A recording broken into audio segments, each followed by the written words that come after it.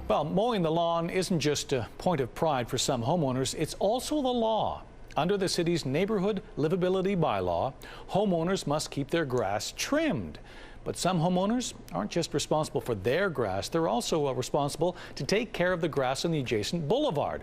But one Island Lakes man is drawing the line at his property line. Head back out, check in with Jon Hendricks again. So John, why doesn't he want to cut the grass there?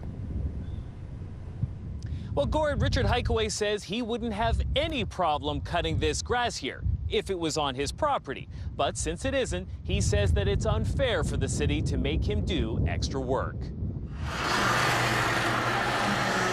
It's easy for Richard Hikeway to maintain the grass in front of his home. He doesn't have any. We don't even have a lawnmower. His yard may be grass-free, but the boulevard adjacent to his home isn't. In fact, until recently, it was positively choked with grass and weeds. It was like right around here. But the city didn't regularly cut it. It didn't have to.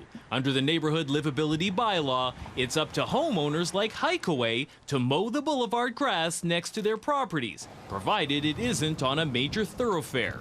Hikeway says that isn't fair. Slavery is when they own the property, you are forced to work for them for little or no money, time after time after time. So, I mean, the legal definition of slavery does absolutely apply here. So Hikeway is trying to throw off the city's shackles and fight his ticket in court. I totally agree with the poor guy. I think I do. I would do the same thing. In 2013, Hikeway fought a similar ticket, but the city dropped the case, citing a technical error.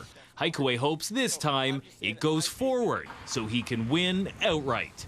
But Winnipeg lawyer Norman Boudreau thinks he may be facing an uphill battle. What this gentleman has to prove, he has to prove that the bylaw is create an undue hardship on him, and that this is unmanageable, that he can't do this.